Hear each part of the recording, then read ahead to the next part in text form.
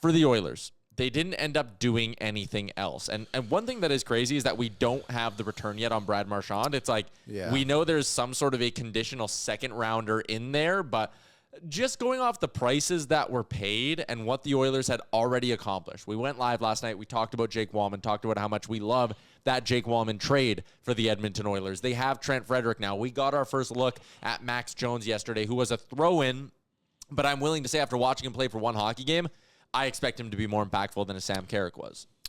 Oh, he can skate way better than Carrick, and has a lot more skill than him. There was definitely a player there last night that was trying to prove that he didn't belong in the American Hockey League, which I really did appreciate. I don't think we've seen, like, no pun intended, but that a maximum amount of effort from a bottom six player in a while, both impactful on both sides of the ice. He did really well. Obviously, Stan Bowman's talking to the media right now, and Oilers Nation BM is tweeting out some of the quotes. Just on the Rantanen and Marchand thing, Bowman said, we took a swing at a lot of things, but I don't want to comment specifically on those players. I will say we were aggressive in trying to make things happen, but obviously nothing did. So, like, we'll see what the Marchand return is again. Yeah. Because if it's a second-round pick and it comes out that, hey, just the Edmonton Oilers didn't want to pay that price tag, that's a mistake. You pay a second-round pick to get a difference maker, near point-per-game guy, right? But if it is Marchand maybe had all the Canadian teams on his no-trade list, there's a whole bunch of ways where the Marchand thing just maybe wasn't going to work. Yeah. And, like, I'm going to go through the deals here. Do I like Brandon Carlo? Absolutely. Would have really liked Brandon Carlo. Do I Fraser Minton and a first-round pick like Brandon Carlo? Nope. Because that is Matt Savoy. Right? Yeah, I guess in the Oilers equivalency of it, yeah. It's Savoy or O'Reilly. Yeah, it's probably more O'Reilly, but either way, like one of your top prospects, he was the Leafs' best prospect. Instead, we just gave up a first and got a guy in Jake Wallman who moves the puck better, isn't as good of a pure defender, but you still went out and got a guy. Yeah, you went out and got a guy, and also all you gave up was Carl Berglund in the deal as well. Everyone was speculating, like, what prospect could it be? For one, we never, ever thought when we did the stream yesterday it would be any of those top three guys on the Oilers. It was obviously going to be someone close to the bottom of the pack. Yeah, and Berglund, as Bruce Kurlock said, he's not a prospect. And then I think Bruce McCurdy followed up being like, he's a contract filler. So good deal by the Oilers. Obviously, conditional in 2026 as well.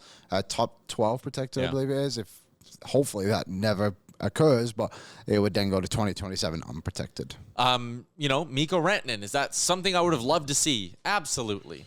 But do the Oilers have 2 first-round picks? No. Do they have anyone that's equivalent to Logan Stankoven? No. 2 more third-round picks? They gave up a lot, and furthermore, Mikko Rantanen, I don't think you get a deal done with him on that short notice here. Obviously, you don't. Again, tax-free, Dallas being Dallas, all of that allowed that to happen. Luke Cunnin for a 4th-round pick.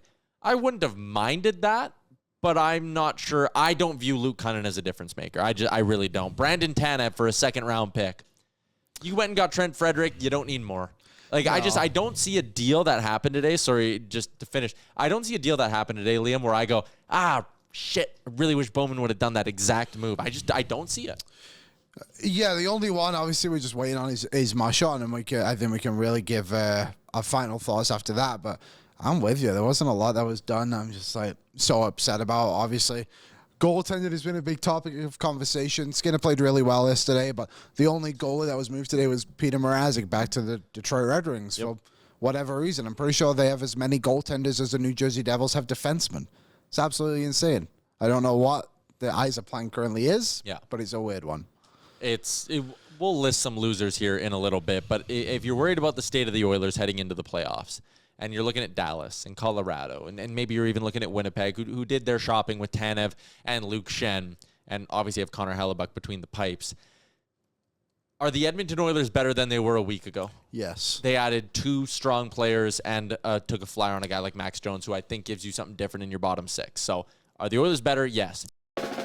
What's up, Nation citizens? If you like that video, then you need to be subscribed to the Oilers Nation YouTube. Podcasts, live shows, exclusive interviews, and analysis.